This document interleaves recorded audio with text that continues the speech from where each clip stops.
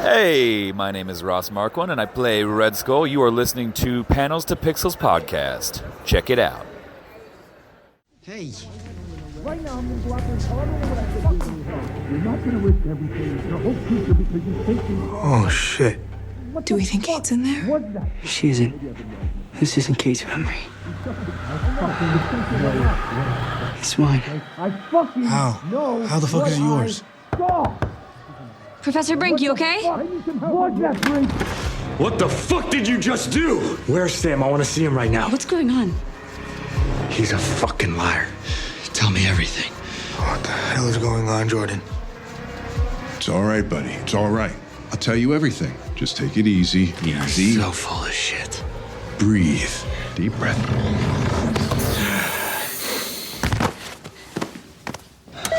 I need a response team in here now.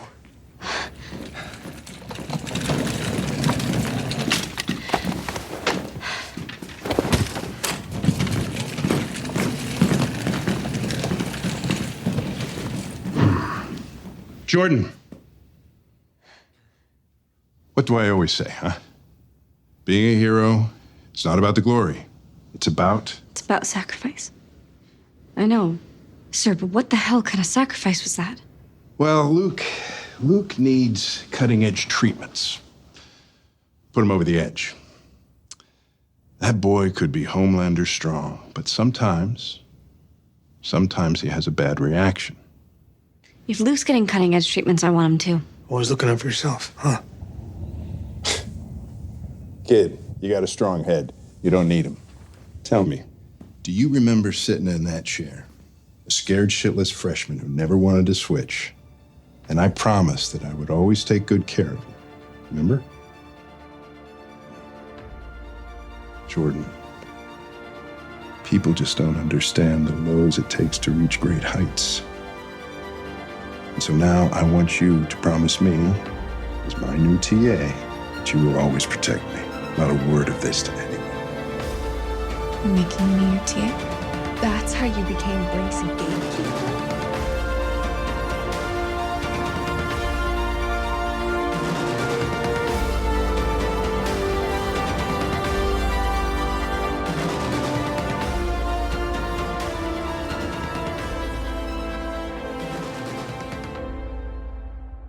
Hey, panelers, welcome back to the show. I'm Mark. And I'm Robert. And this is Panels to Pixels podcast. This episode, we're doing a spoiler-full podcast about Gen V Season 1, Episodes 5 and 6. Now, mind you, other panelers that are out there that have been listening to us, I'm sorry there was a little bit of a break that we had for a while. I had stuff going on. I took a little bit of vacation. Like I always say, a podcaster's retreat with my friends. But of course, I went back to work and there was a lot of work. Rob himself had some things going on in his life as far as work is concerned, too. So we're back finally. But we will be back, too, later on next week to give you episodes 7 and 8. But in this case, we're going to be doing Gen V Season 1, Episode 5 and 6. And the Season 1, Episode 5... it's entitled Welcome to the Monster Club, but the synopsis is Reward. Last night, the incredible Steve attended an off-campus party where his penis was lost. He just wants it back. So his family is offering a $10,000 reward for its safe return. No questions asked.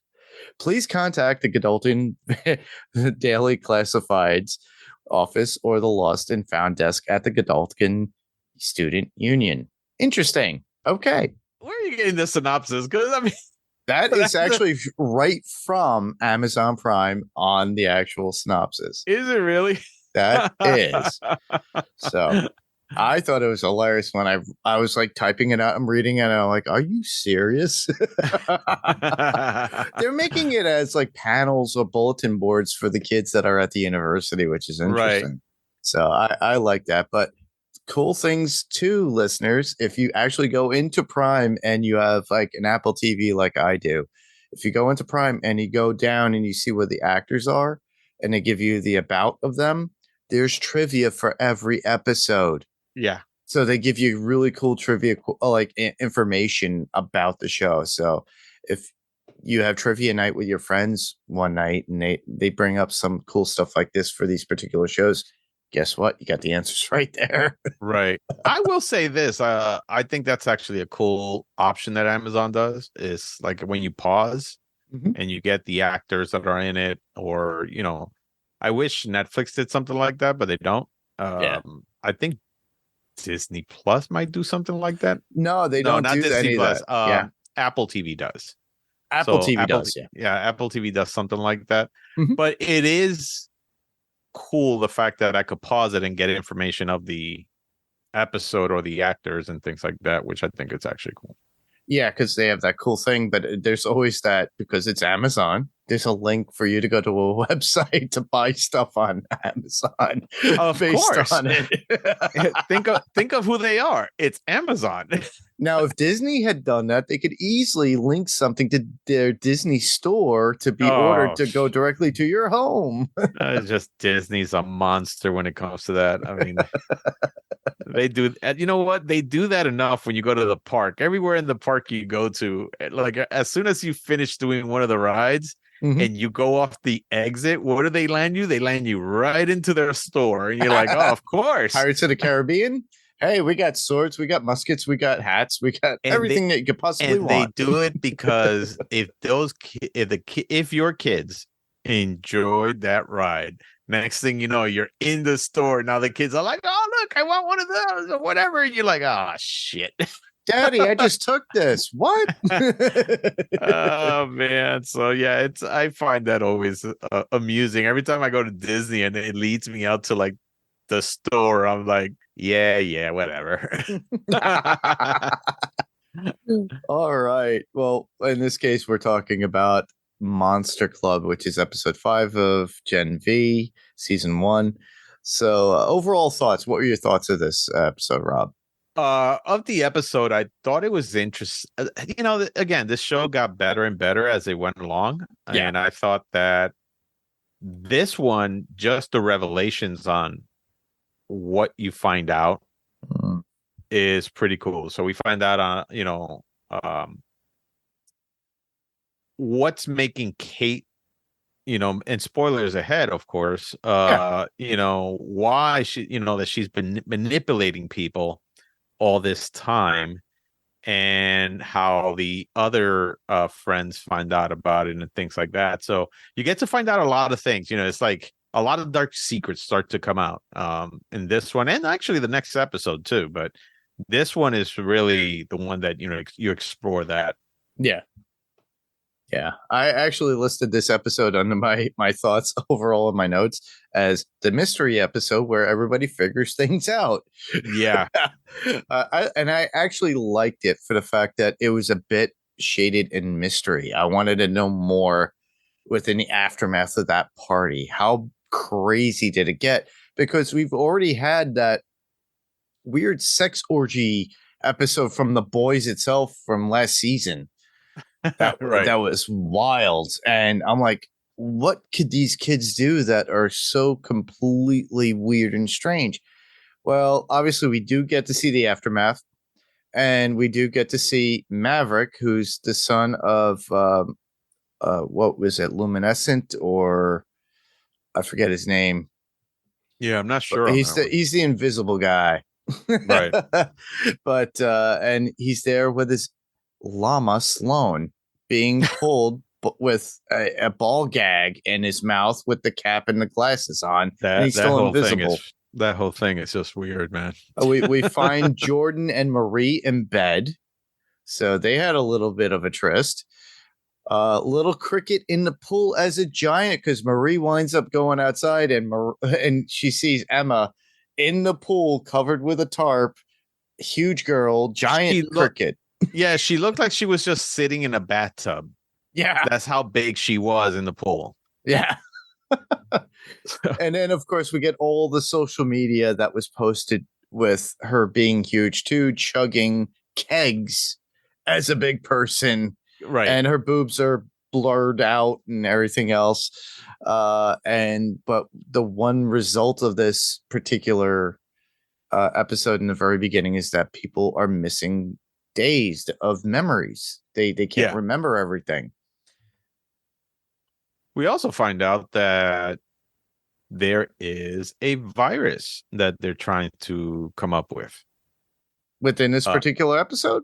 Yeah, it's in this particular episode. Cardosa meets with Shetty to discuss his creation of a virus meant to control powers and his desire to use it on Marie. So yeah, it's interesting that this is where they discuss it, and then on the next episode we see the outcome of that. Yeah, we see more of that involvement and where it goes from there. That's more the heavier part of next episode, which we'll be discussing. But yeah, and I just love the fact that when everybody wakes up, because Sam shows up at the house and nobody knows who he is. Even Emma doesn't even know who he is. Right. And they're saying, you're just some kid and blah, blah, blah. And he goes, well, what about the drive-in? What about this? And you know me.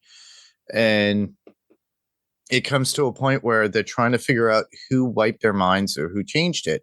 They always go to the one student who has that pretty much power. Right. Even though they have one in front of them, Kate, but they go right to Rufus, Mr. Penis Explosion from what, an episode or two ago? Yeah. I think was it last episode? I think so, episode 4. But Marie had blown up his penis, but they go after him.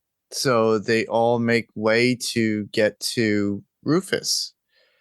But, it's so funny how it's like they just go gravitate towards another student. Now, this is where date rape and all that stuff comes into play in the commentary of the show. Right. And they're thinking, okay, you just took away part of my rights. It's like kind of like being roofied at certain points. And this also goes into play with when Kate comes out at that point too, in the episode. Because but what I liked about the episode is the buildup of where they chase down Rufus throughout the whole thing. And it's like Andre goes after him because of something that Kate had stated, that she woke up once and there he was, and he basically mind wiped her. But her, and Marie and Emma states, is like, your body remembers. Your mind won't remember, but your body does. Right. So, and that's where the whole raping aspect of this comes into play. But it throws Andre on a hell-bent journey just to go after Rufus and try to kill him. But Marie and I think Emma at that point, or no, it was Marie and Jordan that wind up going to find Rufus. And then Andre shows up and throws him through a wall with some metal door or something, mind you. And there's somebody else there. But, oh, wow. Yeah, no, that was actually intense. And then that is where we got the revelation that Kate is the one that's been manipulating everybody, especially with the mind wipes and everything. And yeah, that's where everything, I think this is the part of this entire show where everything starts to kind of fall into place, but also kind of like fall apart in terms of their friendships and what's going on, and manipulation going on. All these things that are now finally coming into to light. This is like the point where once she says, hey, it's me who did it. Mm-hmm. And let's not forget also the tracking that all these kids have under their collarbone. Correct. That's another thing. Marie finds it and is able to extract it. Now, mind you, key point, and it's a little bit of a note, the trackers were actually used by Vought for their soups, and it's something that we had seen in The Boys. So that's part of the trivia that I mentioned earlier. So they actually mentioned that. So if you are in your Apple TV and you're using Amazon Prime, you could actually go look at that, and it gives you all the information. It's pretty cool. But yeah, no, I found that part that when Kate said that, and even after you find out about the tracking and stuff like that, how Kate made her forget about the tracking. or the tracking device and things like that. And that's where everything started to fall into place for them, going, wait a minute, what's going on here? But it's just that part, Kate revealing to the whole group, hey, I'm the one that's been mind wiping everybody. That's when things really change from that point on. Yeah. And then in between that, we've had the issue too. Like after Andre beat the crap out of Rufus, Rufus winds up, I guess, at a point where he's able to do something to Andre, and Andre just shows up in the cafeteria and realized that, oh crap, right? Damn it happened to me. I didn't know. It's like, how did I get here? But within that whole mess and these confrontations, we do get something more about Sam. They track him down. They find him at the drive-in.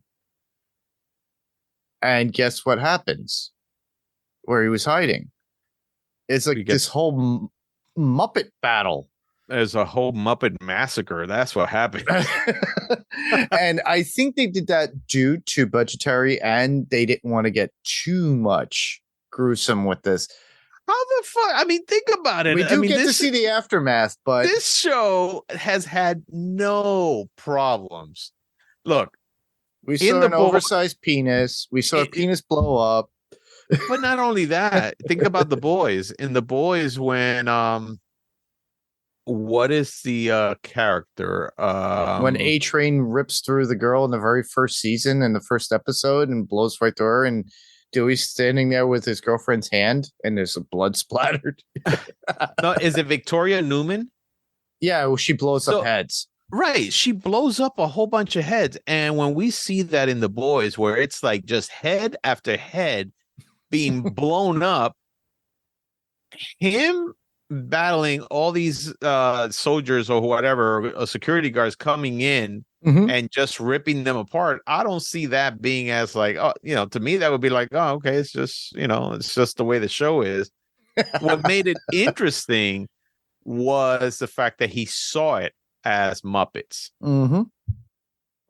And the Muppet part, because I think it was a good choice by the makers and the writers to do that, because we've already seen them tear apart a whole bunch of people and and make it gory and stuff like that. But when you do it with Muppets, it just looks funny.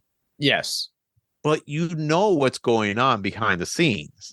Oh yeah. So the glitter is not really glitter, it's blood. Right. Yeah. So when you see the glitter just like blow up and it's just all red glitter everywhere, you're like, oh my God, if like he's seeing that, but the actual scene is there is just blood splatter everywhere. Yeah. And so like I remember like when he took he ripped off an arm and then shoved it in one of the guards' mouth. Oh. Yeah. And then the other one was like he grabbed his head and he just popped his brain out or something. But it squeezed it out too. And it was being done in a Muppet way, which is funny to me. And I said, well, maybe it's because the budget for that would be huge compared to doing it. Oh, yeah. Muppets. The practical effects alone would have been It's just crazy. fucking, that would be huge. But it's also a great way of being creative with this show, which I have to commend them for, because this kid is so messed up in the head. Like when he was having sex with Emma, and he saw her. Oh, that's the next episode, though. That's the next episode, but he saw her as a Muppet. And then it was like the whole Titanic scene, because on the popcorn machine glass, her hand goes and it's like misty and it goes down. So, this is his world on how he's dealing with things. Because he still has a childlike mind, if you think about it, because he's been abducted by these people, utilized, and we find out, spoilers, obviously, siphoning his powers and were giving them to Luke, who had killed himself, which was Golden Boy. So, but the thing is, I think of it as somebody who has extreme physical power. He is just as strong, because we've seen this from Jordan as well. Jordan, it depends on what visage Jordan takes, what gender, because Jordan could either be really super strong or super blocking. Right. And I think as a girl, she is super strong, and it's the opposite for her as a male, or them as a male, when they're Jordan as a male, and they're blocking. Because we do get to see that later on during the battle. Yeah, you know what? I haven't really analyzed, and I should, but I haven't really analyzed The powers? what powers they have when they switch. Yeah. You Same know, here. I didn't really go that into it. I'm gonna have to look into that because I don't know if it's the same or if it's just, hey, when I'm in this state, or whatever, I have this power. When I'm in this state, I have this power. Yeah. And I'm wondering if it's a part of their powers or if it's a choice. It's a good question. In other words, like, it doesn't matter if which gender he transitions to, he'll always have those powers, but because he transitions into one gender, he identifies more with this power because that's part of that identity of that gender compared to the other one. It's a good question. Yeah, that's something to look into. But yeah, and then obviously they wind up getting all that information out of Kate. We find out towards the end, and then that's where we're left off at the end. And I guess they go to Shetty's. Yes. And that's where we're at. But to wrap up what we're at within this particular episode, I have just one quote, and that's from Dusty, who at the very beginning of the episode, he looked like a young kid and they were ready to beat the crap out of him because he was holding the party, but he's not really a kid. He's really 28 years old. Oh, yeah. And he goes, I still have a dick like a hairless caterpillar.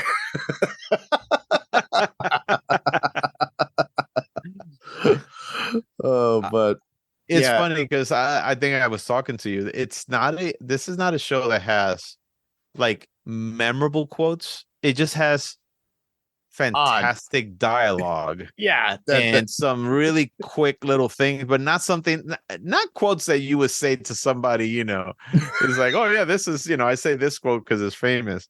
It's not something to say at work or when you're by the water cooler. No, as a matter of fact, at work, I'm actually known as a person. So we have this whiteboard, and at work, I'm known for the person who puts up movie quotes every day up there. Right. Oh, what about Zach? Zach won't do that. But if I was to put any quotes from Gen V up there, I'll get fired. There's a good chance that they're like, Rob, we gotta talk. Have to have a little talk with you and how you need to be compassionate towards others and yourself. Yeah, and don't get me wrong. I think the group of people I work with will have a really good sense of humor about it. Yeah, it's just that probably still not the thing to put up there. But exactly. Yeah, it's not the days of Ally McBeal with these kind of shows that we watch today. Right. I was never a big Ally McBeal fan. I watched it on occasion, but it was not my big cup of tea. It wasn't my thing. I think, yeah.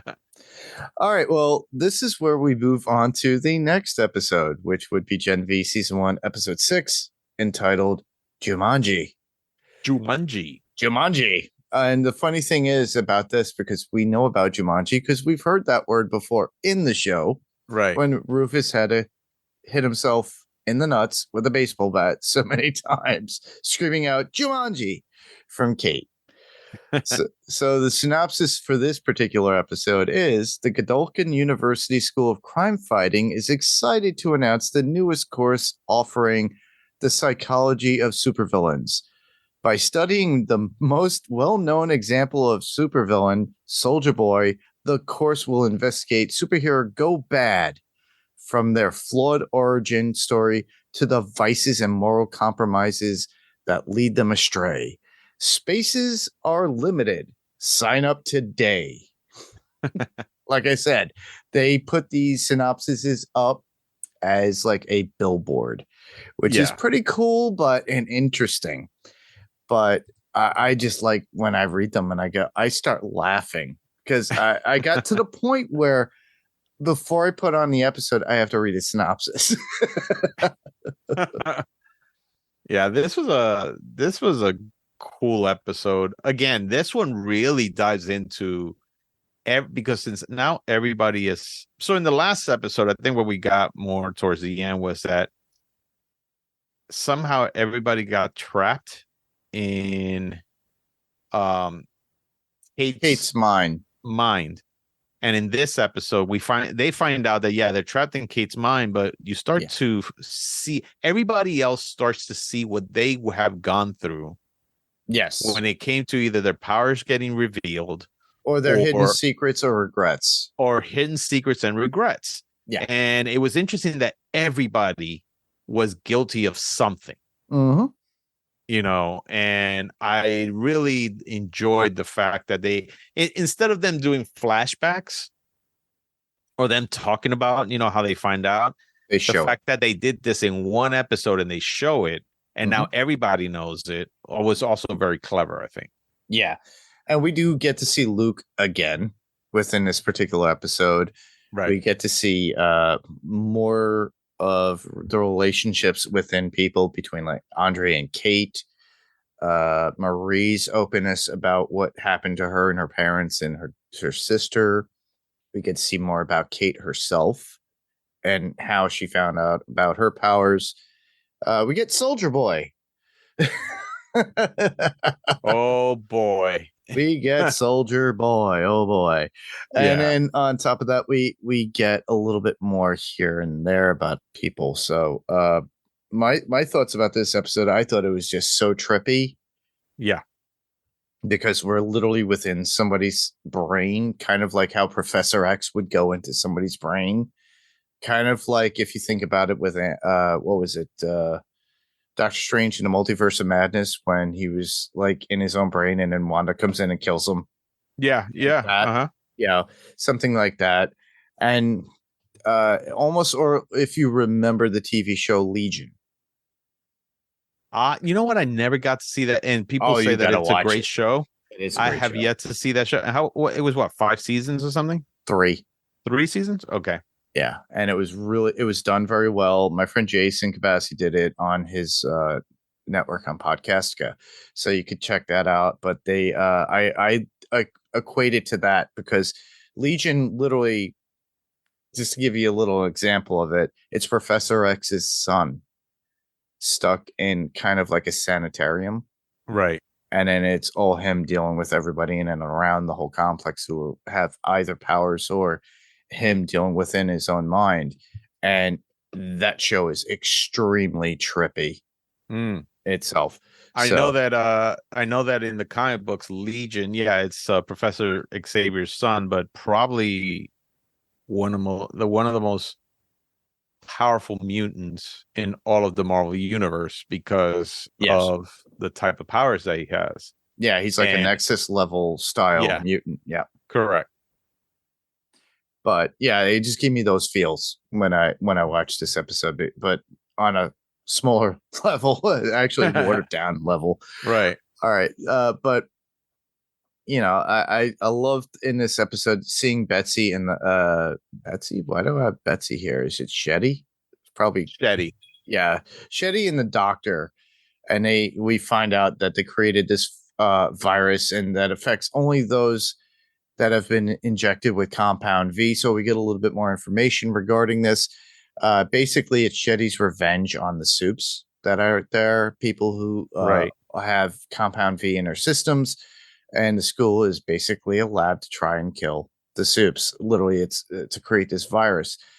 From what we know, it is only passable through bodily fluids, like a cold or something like that, like germs in this case. But she wants it airborne, and the doctor is highly against that because it could kill a majority of the mass populace that are out there.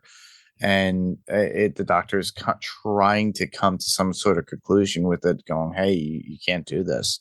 So there's an underlying tone from Shetty herself, but we find out that later on. Yeah, Shetty at this point at this point now it's not just about experimenting on the soups. It's revenge. This is the part where you see that, oh, this is not just experimenting. You want to get rid of them, and you want to do it in the most heinous way possible. Yeah. This is annihilation of this is annihilation. This is just her. Like, this is a point where that's where you see it is like, oh, she's not only have been very deceitful about her role in the university, but yeah, there's a purpose for what she's been doing. And then once you see that, and especially when she tells them, can you make it airborne? The virus, you're like, oh, this bitch is crazy. She's out for blood. I mean, she really wants to get rid of everybody. And to see what this effect has on the students that they're actually testing this out on is very heinous, and it's really disgusting too, because you could see one of the kids come out and he's all melty, kind of gooey. Yeah, basically he's just he looks like a victim of Ebola or something like that, which I mean, he just looks horrible. And the fact that if that's going to happen to all the soups, this is more of, oh, now we're going to get to find out why she's like this. And we do find out in the other episodes, but it's just, oh, this is why. And it was just very interesting to see her character, because in the beginning you think that her character, she is a defender of them, and she's trying to and a teacher and somebody right, in charge of the school. And we find out that, oh, behind the scenes is really, no, she's there just to make sure that she could find out a way to kill them all. Yeah. So I found that I found her character arc actually very interesting from that point on. Yeah, it's like a double agent if you think about it. Yeah. Well, within this whole world of Kate's mind, that Andre, Marie, Jordan, is Emma there? Emma's not there. Emma's not there because Emma's with what's his name? Oh, Sam. Yeah. They're having Muppet sex. But we get to a point within this that we do get to see, they get to face their own demons within it. So we'll get further into that. But the first thing that they do see after they see, I guess, Kate's memories of when her brother goes missing because she caused that, and her mother in the woods with the police, and basically they were trying to stop her from touching anybody because they knew something was going on. And she was a result of this issue as a kid. We fast forward till later on where we do see Kate when she's being talked to by Shetty. Right. And Shetty is trying to embrace her and bring her in. And then that's when we find out there's medication revolving around Kate and with Shetty itself, and to suppress Kate's issues and to tame her. It's like taming an animal, a wild beast. It was the whole manipulation from the very beginning on how can she use and exploit what she's gone through to her advantage for her to, achieve the goals that she's trying to achieve. Correct. And then through that, we get the introduction of all, and this is the funniest thing that we were going to be talking about this episode, because other than the Muppet sex from Emma and Sam, but seeing Soldier Boy. So we got Jensen Ackles back as Soldier Boy, and there's a whole reason behind it, because I guess it's Kate's imaginary friend and fantasy boyfriend. And it's so funny how Soldier Boy winds up giving information about her brain to Andre, Marie, and Jordan, and what's going on, and the reason why it's happening, and that they should be safe and get the hell out of there. But through that, we get a little bit more disturbing information from him, which I'm sure, Rob, you want to talk about the quote of how he describes. So that was one of the funniest quotes, because Soldier there basically is trying to warn them, hey, you got to get out. But when they were like, oh, it's Soldier Boy, he goes, nah, yeah, I'm Kate's imaginary friend from when she was a kid. Boyfriend, really. I taught her how to jerk off, diddle that skittle, flick the bean. Gotta find that man in the canoe. Come like a faucet. She crank up that Jonas Brothers. She jump a Soldier Boy. What is it? She'll hump a Soldier Boy pillow. She raw dog that pillow till she saw God. Yeah. That quote itself, I bursted out laughing because I was like, "Wow, that's some deep shit, man." I mean. I wonder how many outtakes that there was with Jensen Ackles. I don't know. Jensen Ackles actually reciting that. I thought the same thing. I said, how many times? How many takes did they take? Did they have to stop because they were laughing their asses off? And was this part of the dialogue, or did he actually improv this? That's a good question. Go look at the trivia. I would love to know, because if that was improv. Holy shit, dude. Kudos to Jensen Ackles then. Yeah, man. I'll be like, dude, I don't know where you come from, man.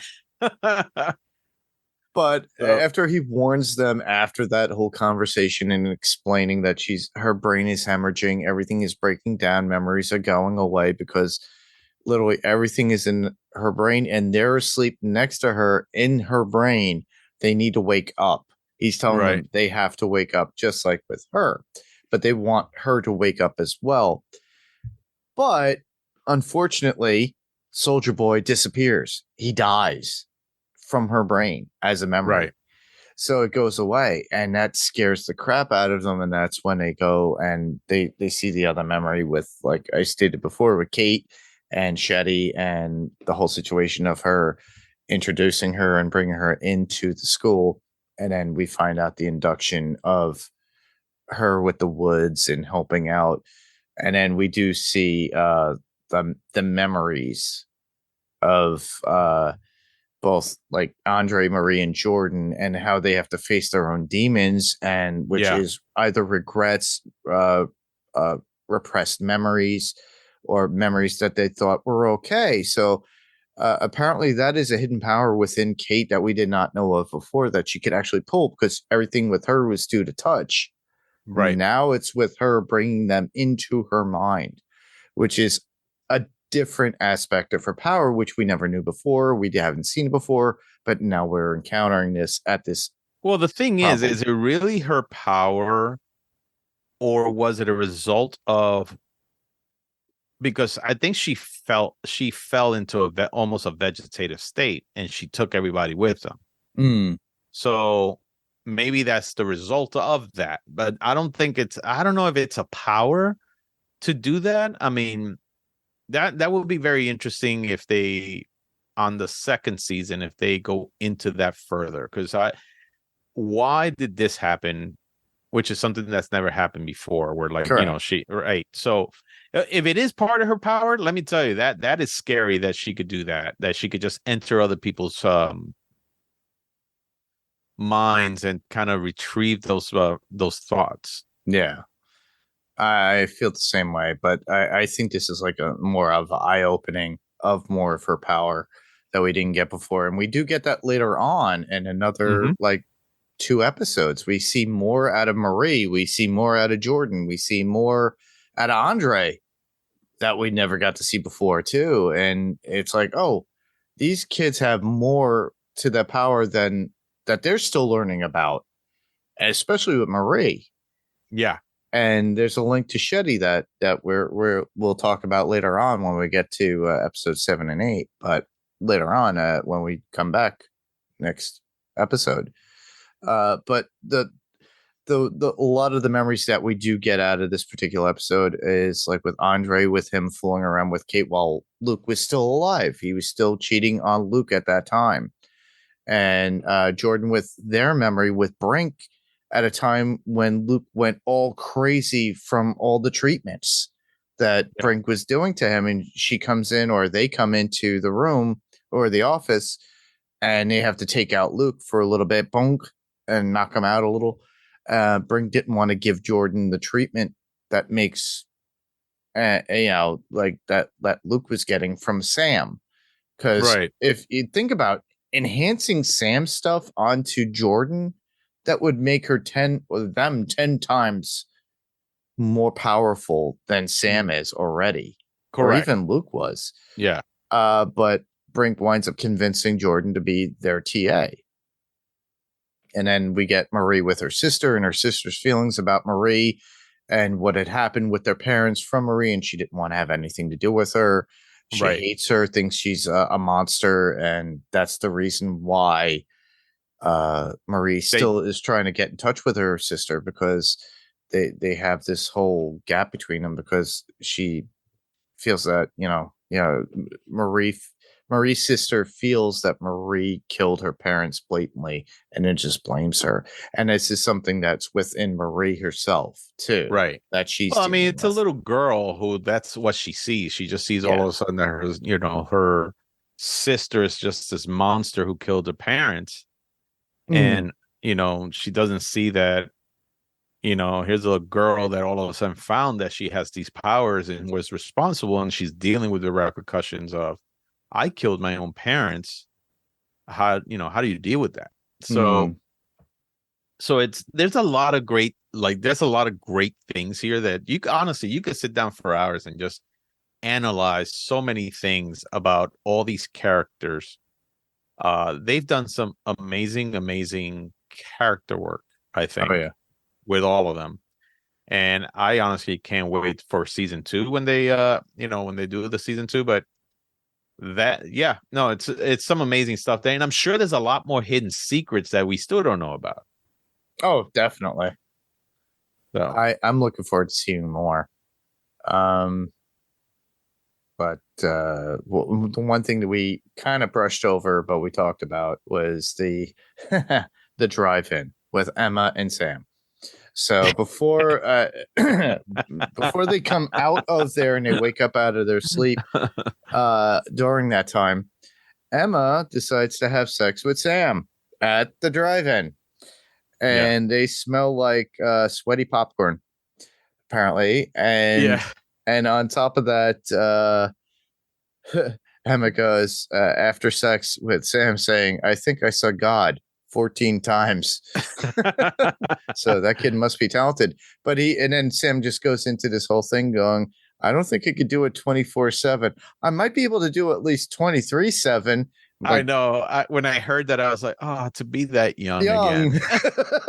I think you and I both thought that at the same time when we watched that, going, "I wish I could be that young again." Oh my God! No, I thought it was Sam's first time too. So was it? Oh, it was Sam's first time, but not Emma's. Not Emma. So Emma asked him, like, "You never had sex?" And he's like, "No, unless you count my hand," which I thought it was funny. So it was his first, and during sex, this is when he sees her as a Muppet.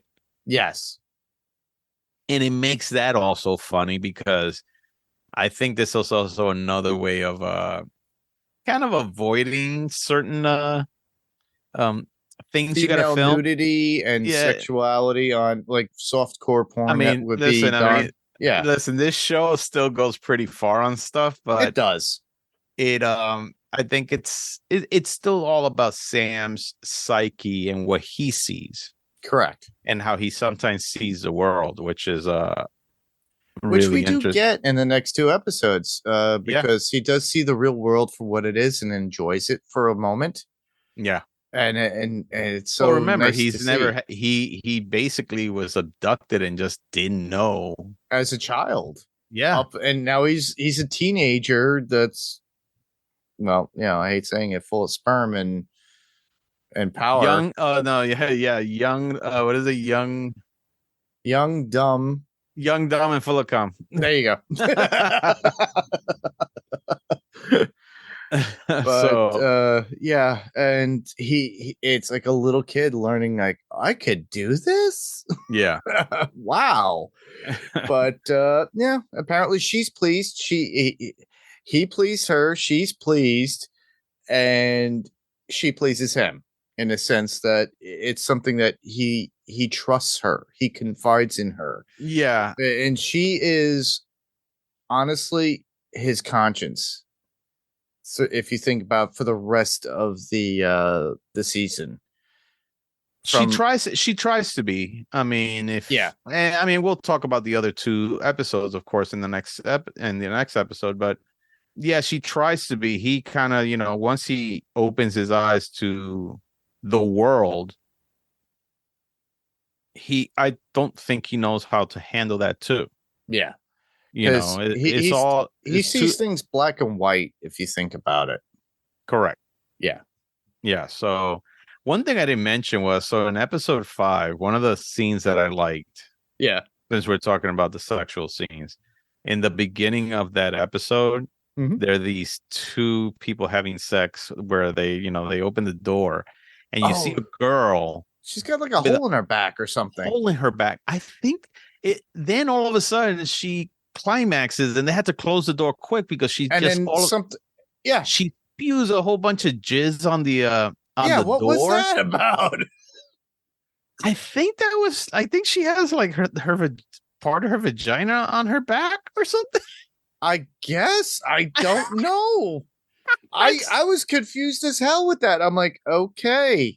I saw that, and when I saw the splatter, I was like, oh, these guys just they just don't hold back. They don't. Well, yeah. Apparently, they don't hold back. They left it all over the walls, the ceiling. Can you imagine being the prop master and how do I make this and mix this stuff up so we can splat it? The producer comes to you and says, "Okay, so this is the scene I have, and this is what I need. So I need for you to have something that can splatter something that looks like white jizz." And you're like, excuse me? And here you are in the prop department with your crew going, so we need to come up with an air gun or something that can take. That's actually easier said than done. It's the cleanup that's the problem. Think about that. Like, well, because if you think about it, I mean, so I forgot. I know there's a material that's actually sold to the film industry where it's this sticky substance, and you see it a lot in like horror films when you see like somebody like all of a sudden steps on something and it just starts to look like like just kind of like a sticky thing that just with stringy things. And somebody was telling me that he worked with that in a set, and he goes, yeah, that's this thing that they came up with because it looks that way. It's used so much in movies. Okay. And so I'm wondering if that's the thing they use, except I'm sure they mixed it with something that, probably with something to give it more of a white looking substance or text or, texture. Color. Yeah. But cleaning it up, I can't imagine, because I'm sure everybody knows, okay, this is just like this goo that we got in this thing. But when you see it in the camera, you just go and it just splats. You're like, oh. So it's a very well done scene, but I just feel bad for the person on set that has to clean it up, and they are reduced as the jizz mopper. No, I'm going back to a Clerks reference back in the day. Everybody, when Randall goes, "How much do you think jizz moppers make?" And it's back in the day when they used to have those porn like sections where you go and you pay a quarter or $1 and it just comes up and people. Was that something was it in Clerks? It was in Clerks. Randall talks about it. Randall Grace himself.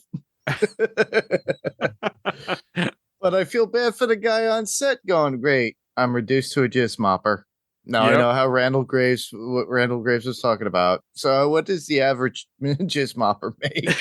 I don't know, man, but it's probably not enough. Nowadays, there's no such thing like that because everybody's got their own iPad, their own. They don't necessarily have to go to those places. No, as a matter of fact, they could make their own movies and clean up their own shit. So yeah, and have their own donkey shows if they want to. Oh my god, jeez, we've gone so off the rails. Well, that was Clerks too. Sorry. Oh man, I owe Kevin Smith $5 now. All right. Well, we get the whole thing with Emma and him, and they've had sex, but we find Kate and Marie, Jordan, and Andre wake up. They convince her, and they wake up at that point. We look at Kate's eyes. Kate's eyes are bloody. They're bloody. With her blue eyes, you could see the blue because her eyes are completely dilated, and you can see they're all bright blue with blood red around it, with blood coming out. So it has something to do with like the either lack of drugs or the drugs that she's been given by Shetty herself. And then when Emma and Sam come in, Sam just goes after Kate right away, choking her, ready to kill her because she was involved with what was going on in the woods. Correct. And they don't know this. And it's Emma who has to talk Sam down at that point, which is interesting too. So they kind of get to that point where they literally calm Sam down to a point where he just puts her down. And then we find out all this information about that. Yeah, Kate was utilized by Shetty. She was drugged. Her powers were utilized to entrance or probably entrap these kids to go into the woods, and even just to control Sam and Luke at certain points, which we've already seen within the flashback with Jordan when Brink was almost killed by Luke at that point, and then she became TA, or they became TA. But it just forced them to show realizations all within each other, their true selves and what had happened. So I think they came together a little bit more within this episode because of the honesty and everything. Right. But come next episode, it could be all Reservoir Dogs after that. But in a way it does, I think. But a cool thing that I liked about within this episode, a song that I truly loved that came from Less Than Zero, a movie called Less Than Zero that had James Spader, Robert Downey Jr., and a whole slew of some of the old Gen Xer or what would we call them? The Brat Pack. Mm-hmm. At that time, Jamie Gertz was in it. It's called Hazy Shade of Winter, originally recorded by the Bangles. But in this case, this is a cover by Beautiful Disaster. Okay. And I just like that. And I always like, just to bring up the idea of the Spotify playlists that are out there for shows like this. There is a Gen V Spotify playlist out there too. Oh, I'm sure there is. And this is on there, as well as the other song that was in there. It was during the time when Sam and Emma were having sex, and it was called Don't Delete the Kisses by Wolf Alice. So just to bring that up. So if you're interested in those songs, you could go search that or look for the Gen V Spotify playlist. I have a couple of quotes, but you already gave out the one big huge one from Soulja I gave Boy. out my quote. The only quote that I could remember, or at least that was memorable to me, I gave that quote out. So yeah, the one that I get from Soulja Boy, which is funny, goes, knock, knock, knock. Who's there? Go fuck your face. Basically, because them asking all the questions. Right. I already gave the other one about from Emma after having sex with Sam. And then, of course, in the very beginning of the episode, before Emma storms out to go find Sam and because of Kate. She just looks at Kate and goes, "Also, you're a cunt." So I'm like, okay, we got Billy Butcher Jr. Yeah, because he loves those words. But yeah, that was our coverage.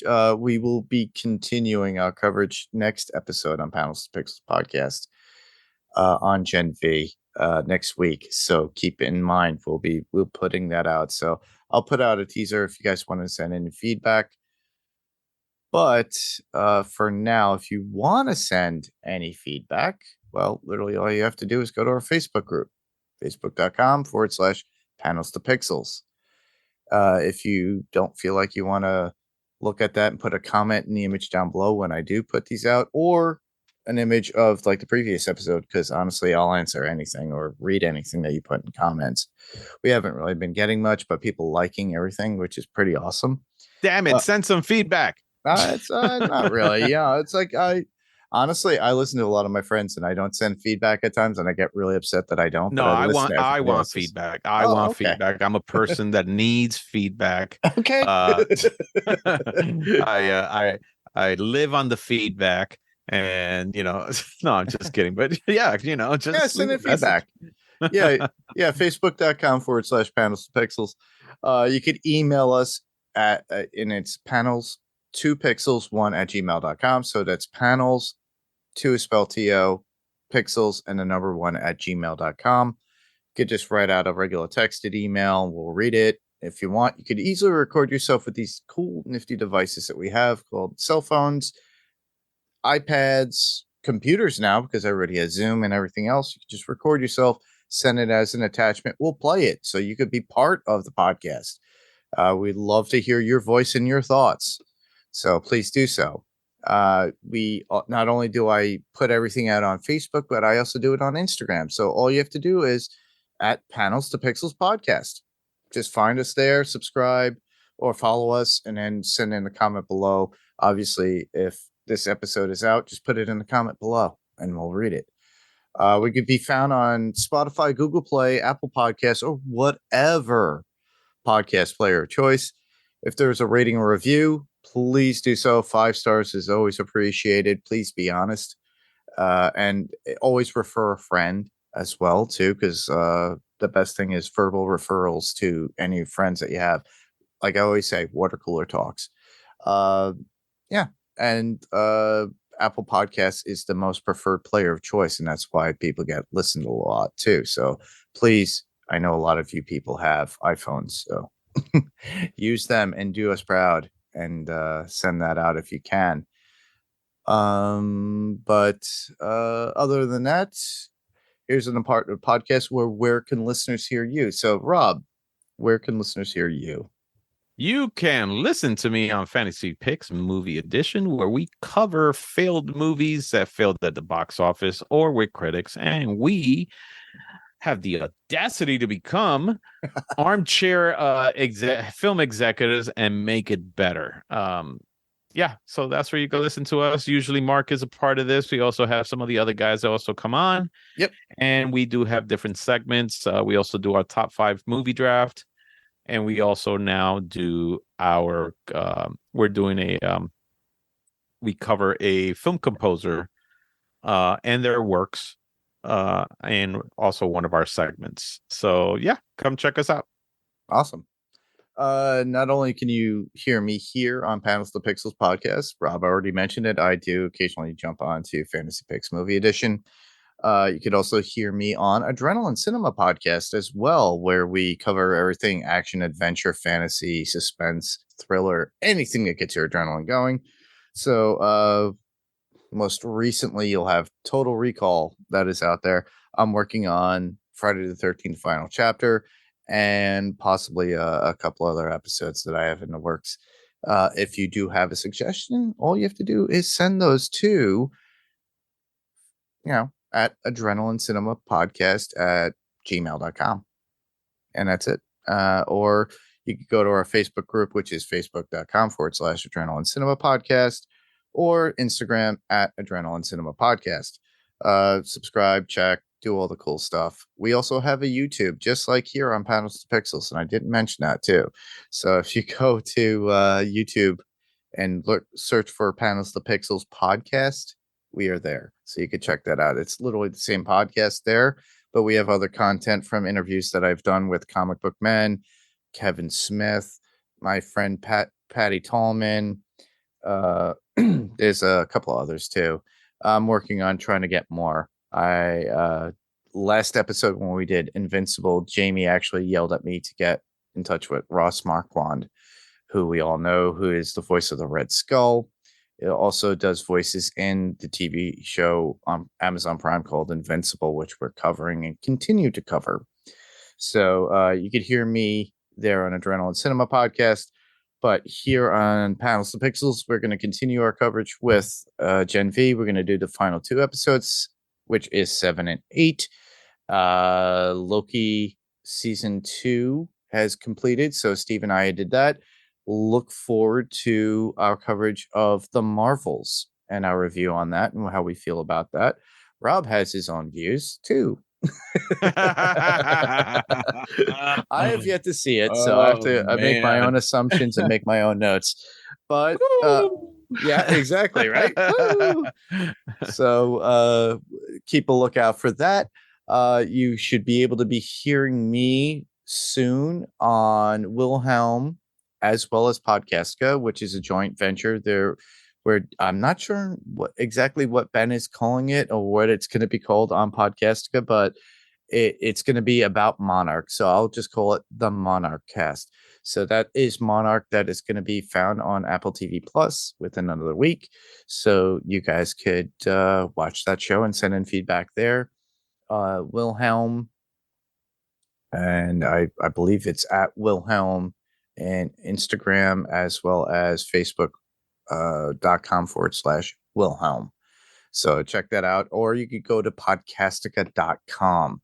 And also keep on the lookout. You guys know that I did Sandman Cast, so keep out on the lookout. That's coming out within the next year, early on apparently. So my friend Jamie Dimmick and I will be covering that as well. So a lot of things to look forward to. I highly recommend Fantasy Picks Movie Edition, so please check that out. I will be posting the links in the podcast notes as well as on YouTube. So please click away and subscribe and like and follow us there too, because we have some great episodes from Fantasy Picks Movie Edition. Cool. So with that was our episode. I'm Mark. And I am Rob. Different panel, different pixel, same podcast. We'll see you on the next panel. Good night, everybody. Good night.